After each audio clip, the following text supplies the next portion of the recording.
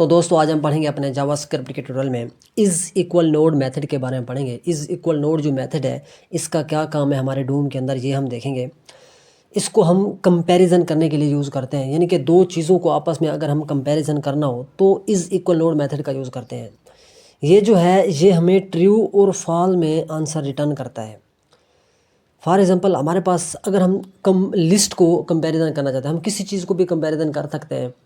अपने कोड के अंदर हम लिस्ट ले लेते हैं एग्जांपल के तौर पर, लिस्ट ए है उसके अंदर हमारे पास एक अनऑर्डर लिस्ट आ रही है ऑरेंज बनाना ग्रेप्स और एप्पल, और एक लिस्ट और है बी, तो उसके अंदर भी इस तरीके से हमारे पास अनऑर्डर लिस्ट आ रही है। अब इनमें से हम किसी चीज़ को कंपैरिजन करना चाहते हैं, मिसाल के तौर पे हम फर्स्ट वाले एल आई को कंपैरिजन करना चाहते हैं आपस में, यानी कि दोनों एल आई होने चाहिए। ऑरेंज है तो वो भी ऑरेंज है, उसकी वैल्यू भी ऑरेंज होनी चाहिए, ठीक है। यानी कि इस इक्वल नोड मेथड के जरिए हम इन दोनों को आपस में क्या करेंगे, कंपैरिजन करेंगे। इसका जो आंसर है वो हमें ट्रू और फॉल्स में ये देगा।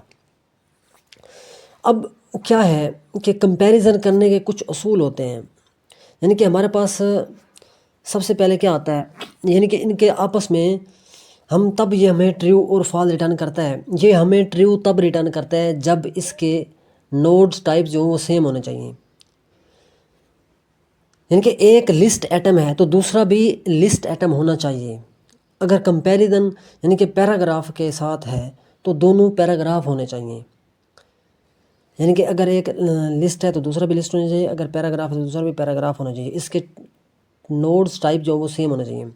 दूसरा क्या होना चाहिए, नोड नेम, यानी कि इसके नेम भी सेम होने चाहिए। अगर एक एल आई है तो दूसरा भी एल आई होना चाहिए, तो तभी जाके ये हमें ट्रू रिटर्न करेगा, वरना फॉल्स रिटर्न करेगा। उसके बाद क्या आता है, सो नोड वैल्यू, यानी कि इसकी वैल्यू जो है वो भी बराबर होनी चाहिए, सेम होनी चाहिए दोनों की, तो तब जाके हमें ये ट्रू रिटर्न करेगा। यानी कि अगर एक ऑरेंज है तो दूसरा भी ऑरेंज होना चाहिए, ऐसा नहीं हो कि एक ऑरेंज है दूसरा एप्पल के साथ हम कंपैरिजन करने लगे हैं तो वो हमारा फॉल्स रिटर्न होगा।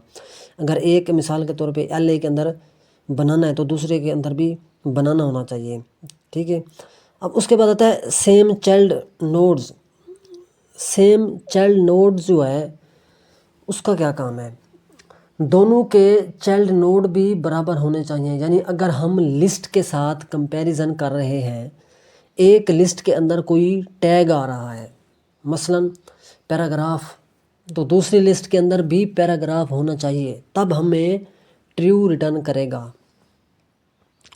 उसके बाद आता है हमारे पास सेम एट्रीब्यूट्स, यानी कि इन दोनों के अगर इनके अंदर कोई एट्रीब्यूट्स लगा हुआ है तो दूसरे के अंदर भी वही एट्रीब्यूट्स होना चाहिए, दोनों के अंदर सेम एट्रीब्यूट होने चाहिए, तब जाके हमें ये ट्रू रिटर्न करेगा। यानी कि अगर एक के अंदर क्लास है तो दूसरे के अंदर भी क्लास लगी होनी चाहिए, अगर एक के अंदर आईडी लगी हुई है तो दूसरे के अंदर भी एट्रीब्यूट्स आईडी लगा होना चाहिए, या कोई और हम एट्रीब्यूट देते हैं तो सेम एट्रीब्यूट होने चाहिए।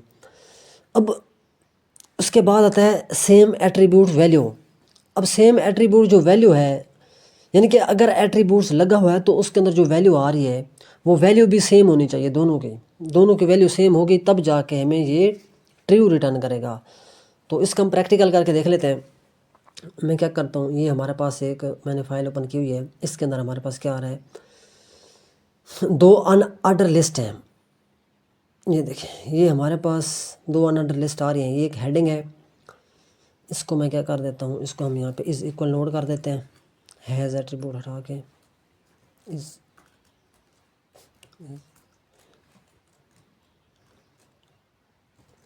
इस इक्वल नोड मेथड्स।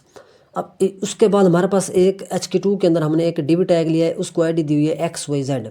अब उसके अंदर हमारे पास आ रही है अनऑर्डर लिस्ट 2। अब अनऑर्डर लिस्ट जो फर्स्ट वाली है उसको हमने लिस्ट फ्रूट्स कुछ दिए हुए हैं तो उसको भी हमने आईडी दी है फ्रूट्स 1, दूसरी अनऑर्डर लिस्ट को भी हमने आईडी दी हुई है फ्रूट्स 2। तो यहाँ अगर हम इनको सेव करें तो डॉक्यूमेंट के अंदर हमारे पास ये रिजल्ट आता है। ये हमारा डिव के अंदर दो अनऑर्डर लिस्ट आ रही है, उधर दरमियान में हमने एक हॉरिजॉन्टल लाइन लगाई हुई है। तो इसका हम प्रैक्टिकल करेंगे। मैं क्या करता हूँ, हम यहाँ पे चले जाते हैं, एक नीचे हमारे पास एक जावास्क्रिप्ट की फ़ाइल हमने लिंक की हुई है, ये देखें script.js के नाम से। तो इसको हम खोल लेते हैं, इसके अंदर हम जाके सबसे पहले एक वेरिएबल लेते हैं x नाम का।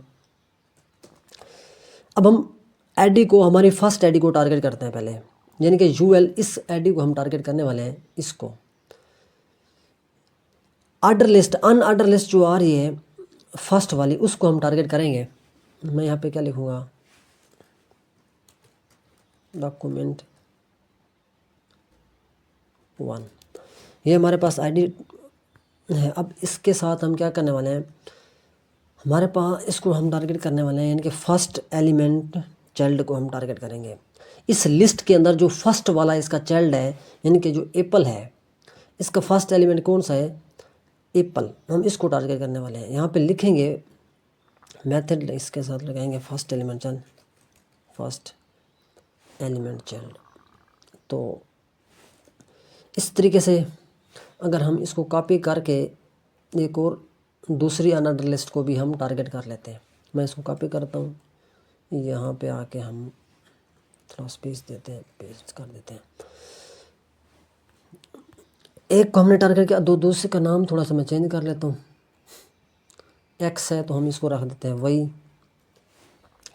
अब document dot gate element by ID first fruits 1 था, ये 2, यानी कि दोनों आईडी को हमने, दोनों अनऑर्डर लिस्ट को हमने यहाँ पे टारगेट किया है। अब उसका भी फर्स्ट एलिमेंट चाइल्ड है, इसका भी फर्स्ट एलिमेंट चाइल्ड, यानी कि ये पल्लम है और ये एप्पल है। तो इसका हम कंपैरिजन करने वाले हैं दोनों का इन आईडी के अंदर।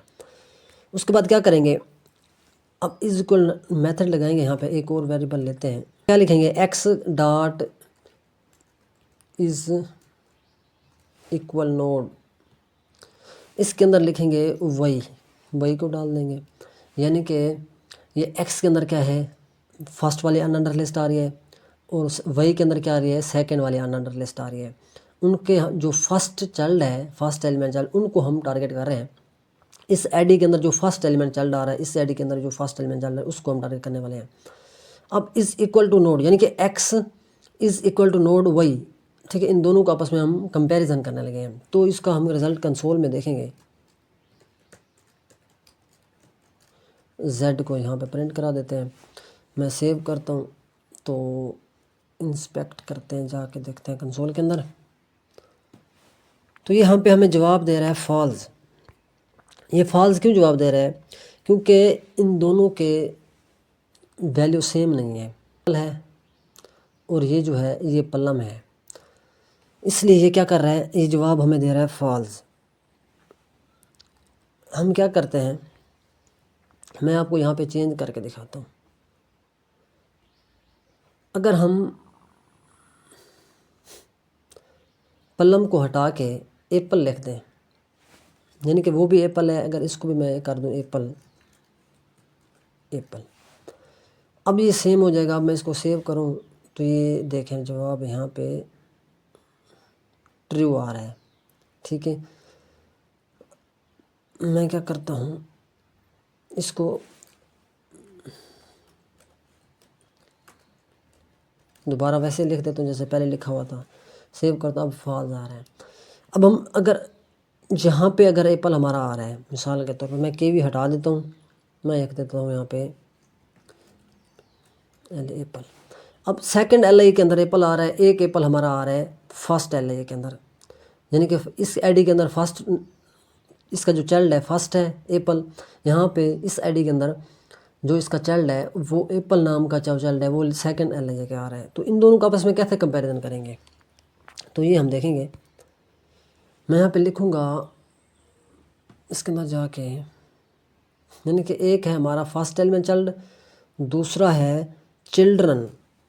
चिल्ड्रन के अंदर उसका इंडेक्स नंबर दे देंगे। मैं यहाँ पे लिखूँगा चिल्ड्रन, एरे के अंदर हम क्या करेंगे, इसका इंडेक्स नंबर दे देंगे 1। अब 1 पे आ रहा है वो, मैं अगर इसको देखूँ तो ये हम जाते हैं इसके अंदर, मैं इसको 1 पे आ रहा है तो मैं इसको क्या कर देता हूँ, यहाँ पे कीवी लिख देते हैं,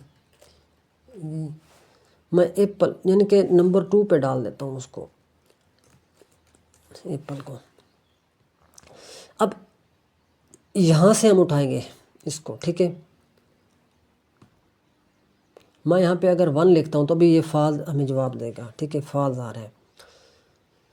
तो यहाँ पे भी हम जाके इसको थोड़ा सेव करते हैं। मैं इसको सेव करता हूँ, दोबारा हम जाते हैं इसके अंदर, मैं यहाँ पे नंबर चेंज करता हूँ, मैं यहाँ पे 1 के बजाय 2 करता हूँ। अब अगर मैं सेव करता हूँ तो जवाब आ रहा है ट्रू। वो ट्रू क्यों आ रहा है? क्योंकि यहाँ पर हमने इनको कंपैरिजन किया है। हमने यहाँ पर लिया है फर्स्ट एलिमेंट चाइल्ड, एप्पल लिया है इसका, ठीक है, ये वाला, इसको हमने टारगेट कर रहे हैं यहाँ से इसको, और यहाँ पे हमने चिल्ड्रन लिखा हुआ है। इस आईडी के अंदर चिल्ड्रन यानी कि इसके अंदर जितने भी चिल्ड्रन आ रहे हैं उसका जो इंडेक्स नंबर 2 नंबर पे जो आ रहा है, फर्स्ट नंबर पे 0 है, फिर केवी 1 नंबर पे है, फिर एप्पल आ रहा है 2 नंबर पे। अब ठीक है, ये दोनों सेम है, इनकी वैल्यू, ये भी लिस्ट है, ये भी लिस्ट है, इनकी वैल्यू भी सेम आ रही है, तो ये ट्रू आएगा हमारा जवाब जो है, इसलिए वो हमें ट्रू बता रहा है। अब क्या है, अगर हम इनके अंदर कोई एट्रीब्यूट्स डाल देते हैं, इन दोनों के अंदर, हम यहाँ पे जाएंगे अपने HTML के अंदर, मैं इसके अंदर ये जो हमारा, इसके अंदर मैं कोई एट्रीब्यूट डाल देता हूँ, क्लास ही डाल देता हूँ, मैं यहाँ पे छोड़ देता हूँ ऐसे। अब मैं इसको सेव करता हूँ तो ये जवाब आ रहा है फॉल्स, यानी कि इनके अंदर एट्रीब्यूट्स है, अब इसके अंदर एट्रीब्यूट्स नहीं है। जब हम दोनों एट्रीब्यूट्स अगर भी सेम हो तब हमें ट्रू रिटर्न करेगा। मैं इसके अंदर एट्रीब्यूट डाल देता हूँ क्लास, तो अब सेव करता हूँ तो अब देखें जवाब आ रहा है हमारा ट्रू, यानी कि इनके एट्रीब्यूट भी सेम आ रहे हैं। अब इनके अंदर दोनों के अंदर वैल्यू नहीं आई, अगर हम एक के अंदर वैल्यू कोई डाल देते हैं, मैं वैल्यू डाल देता हूँ ABC नाम की मैं कोई क्लास डाल देता हूँ, ठीक है। अब क्या होगा, अब मैं सेव करता हूँ तो अब जवाब आएगा हमारा फॉल्स। ये देखें फॉल्स आ रहा है, क्यों फॉल्स आ रहा है? क्योंकि इसकी क्लास की वैल्यू है और इस एट्रीब्यूट्स की वैल्यू नहीं है इसके अंदर, इस LA के अंदर। यहाँ पर भी हम वैल्यू डाल देते हैं, मैं कोई और वैल्यू डाल देता हूँ, मैं XYZ कर देता हूँ, यानी कि अब इसके अंदर भी वैल्यू आ रही है, अब इसके अंदर भी वैल्यू आ रही है, तब हमारा क्या करेगा, फॉल्स आएगा। तब भी फॉल्स क्यों आ रहा है? क्योंकि इसकी वैल्यू भी सेम होनी चाहिए, एट्रीब्यूट भी सेम होना चाहिए, और उसकी जो अंदर वैल्यू आ रही है वो भी सेम होनी चाहिए, और हमारा जो टेक्स्ट है वो भी सेम होना चाहिए, और लिस्ट है, पहले तो लिस्ट हमारा सेम है, उसके बाद हमारा ये टेक्स्ट सेम आ रहा है, एप्पल है और वो भी एप्पल है, क्लास एट्रीब्यूट वो भी सेम होना चाहिए, यानी कि यहाँ पे क्लास है तो यहाँ पे हम ऐड ही कर देते हैं, तब भी हमारा क्या होगा, फॉल्स आएगा। क्लास में अगर उसकी एट्रीब्यूट्स की जो वैल्यू है वो भी सेम होनी चाहिए। हमने इसके अंदर अगर ABC दिया है तो इसके अंदर भी मैं ABC लिखूंगा, तब जाके जो है हमारा रिजल्ट जो है वो सही आएगा, वो हमें ट्रू रिटर्न करेगा। मैं यहाँ पे ABC लिख देता हूँ। अब मैं अगर इसको सेव करता हूँ तो ये देखिए ये हमें ट्रू रिटर्न कर रहा है, यानी कि इसकी वैल्यू भी सेम होनी चाहिए एट्रीब्यूट के। अगर मैं यहाँ पे एट्रीब्यूट चेंज कर दूँ, मैं यहाँ पे क्लास की जगह पे मैं यहाँ पे ID कर देता हूँ, अब अगर मैं सेव करता हूँ तो ये देखें फॉल्स आ रहे हैं, क्योंकि यहाँ पे एट्रीब्यूट भी सेम होना चाहिए। मैं यहाँ पे दोबारा क्लास कर देता हूँ, अब सेव करते हैं तो ये देखिए हमें वो ट्रू रिटर्न कर रहा है। ये इज़ इक्वल नोड जो है, ये इस तरीके से हम इसके ज़रिए कंपैरिजन करते हैं किसी चीज़ को। तो तब तक के लिए इतना ही। Thank you, take care, bye bye.